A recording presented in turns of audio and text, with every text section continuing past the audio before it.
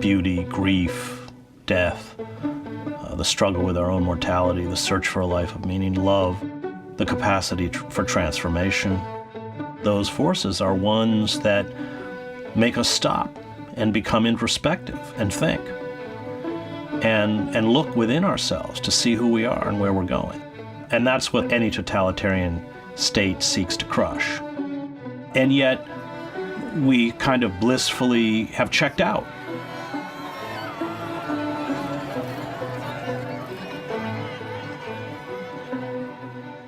Most people have no concept of how fragile their environment is. I think you have to, as I have done, live in societies that collapse to realize how quickly they go down and how fragile they are. And so there's a kind of emotional incapacity to understand collapse, even when it's facing you. I spent 20 years outside the United States, and I had covered as a foreign correspondent totalitarian cultures, everything from the East German Stasi state to Slobodan Milosevic's Serbia. So I know how totalitarian systems work. I know the kind of dark emotions they evoke. I know the mechanisms they use to shut down dissent. And when I came back, it was utterly apparent that the country had gone collectively insane in a very frightening way.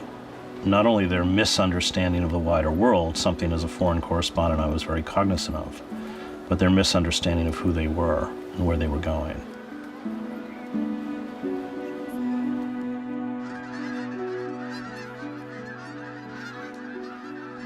The nature of illusion is that it's designed, at least at the moment, to make you feel good about yourself, about your country, about where you're going. In that sense, it functions like a drug. Those who question that illusion are challenged not so much for the veracity of what they say, but for puncturing those feelings. Attempt to get up and question where we're going and who we are. And the critique will be that you're such a pessimist, that you're such a cynic, that you're not an optimist. Optimism becomes a kind of disease. It's what created the financial meltdown, where you have this kind of cheerful optimism in the face of utter catastrophe, and you plow forward based on an optimism that is no longer rooted in reality. If hope becomes something that you express through illusion, then it's not hope, it's fantasy.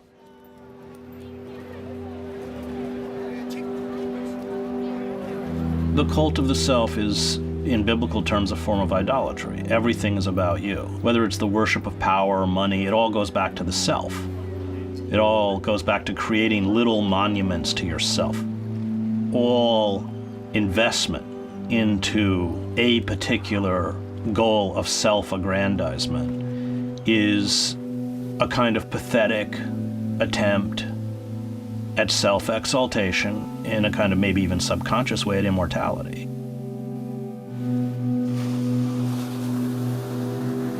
We have replicated the patterns that past civilizations in collapse underwent. An elite that is no longer connected with the real, that retreats into their bubbles like the Forbidden City or Versailles, and yet has total economic and political power. The crumbling of infrastructure, civilizations always decay, their cities go first, we've already done that. The retreat into illusion. The danger is that this time when we go down, the whole planet's going to go with us. The corporate state has made a war against critical thinking, and in particular the humanities, because the humanities at their best are about teaching people how to think rather than what to think. They're about teaching people to challenge assumptions and structures. The discipline of the humanities is subversive. It's meant to be subversive.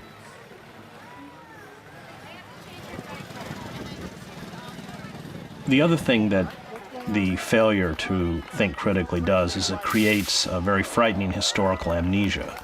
So you don't know how you got here. You don't know where you came from. And again, that is something that popular culture, let's call it totalitarian capitalism, seeks to put in place so that people interpret their problems as personal problems rather than political or social problems.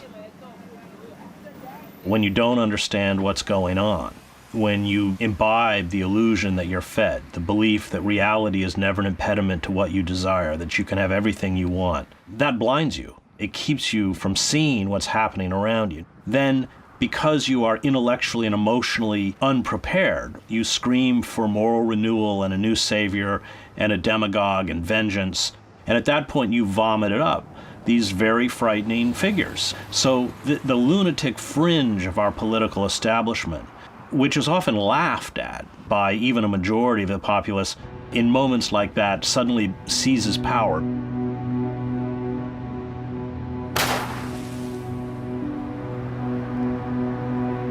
You can oftentimes, in moments of breakdown, have a society clamor for their own enslavement.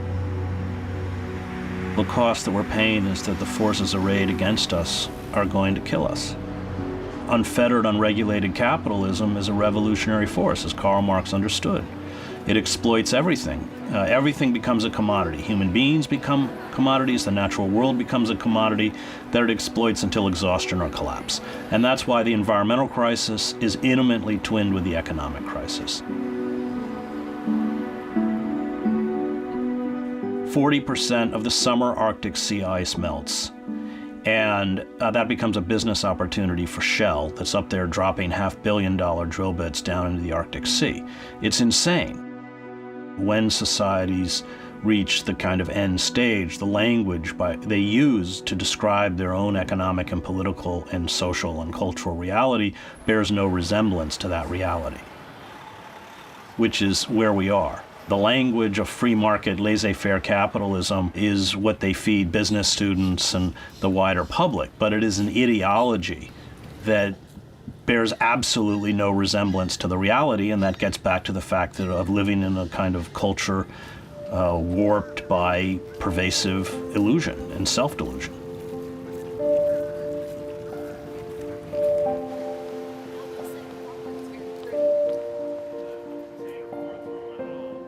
Totalitarian societies by their nature are hypermasculine cultures and seek to banish empathy.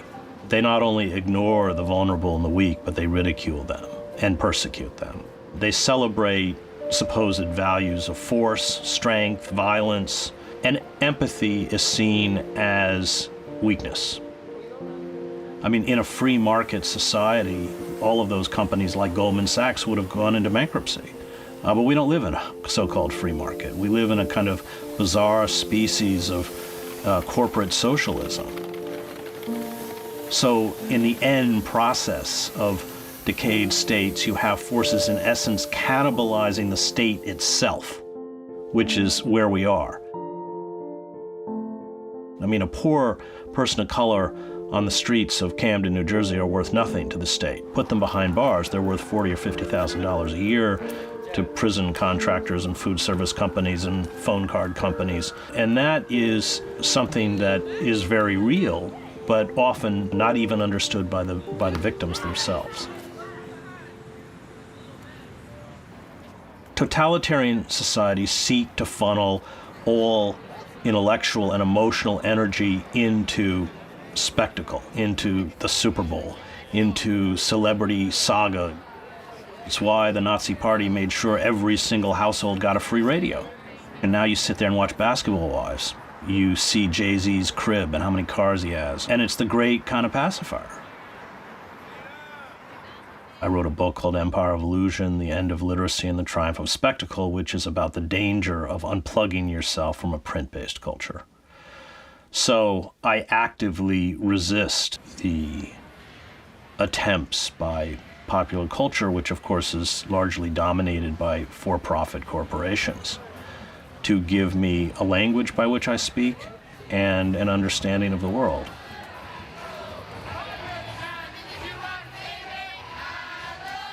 Underneath the guise of consumerism is unadulterated hedonism. I mean, it's infected everything, including spirituality, which in its real form has nothing to do with us. It has to do with our neighbor. I mean, the whole point of, and again, I speak as a seminarian, of a life of commitment is picking up a cross. It's not a pleasant experience. It's one that gives one a sense of meaning, a sense of purpose. So, I think that, again, it goes back to values which are largely an anathema to the consumer society. Those are values that are rooted in self-sacrifice. It's about giving. It's about self-effacement. It's about understanding that a life of fulfillment comes through service, not through the attainment and acquisition of money, wealth, and things. And I think that wisdom, which sort of crosses all religious traditions, is real. I mean, creating community, and Freud wrote about it, Karl Popper wrote about it, brings with it a kind of anxiety and a kind of responsibility. And, Freud would argue even a level of neurosis, because there's always that tension between individual desire and community responsibility. And I think that tension is real, but one that's necessary. And the consumer society plays very well on that, magnifies that anxiety to push people into behavior which is not only destructive to the community, but finally deeply self-destructive. I covered the revolutions in Eastern Europe. I saw how lonely acts of defiance to totalitarian regimes, which at the moment were considered futile, kept alive another narrative, ironic points of light. That's what acts of conscience, acts of rebellion do. It appears often at the moment that it's meaningless, but when you stand up to decayed systems of power, systems of evil, and you speak a truth, even people within those systems hear your voice.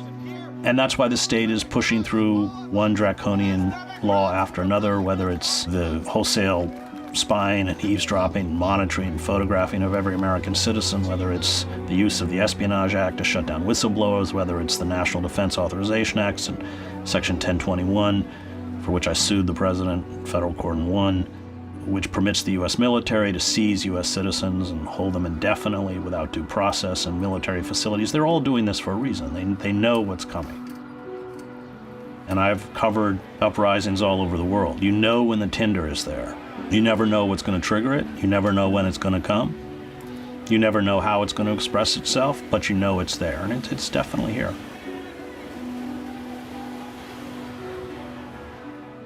The corporate state knows no limits at this point. It has no regulation, it has no government control, it writes its own laws, it writes its own legislation. So that the rise of popular culture and the obliteration of real culture is part of this entire corporate totalitarian assault on beauty and truth. And that's what they have to seek to eradicate, because those forces are ones that remind us about how we should live and about what it means to be human.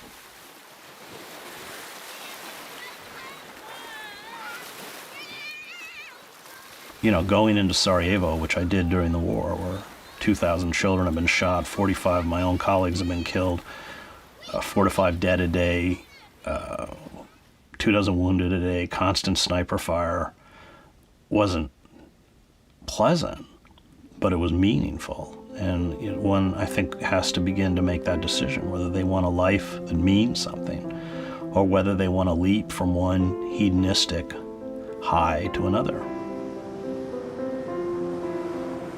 You can't talk about hope if you can't see reality, and reality is pretty bleak. But that's the starting point.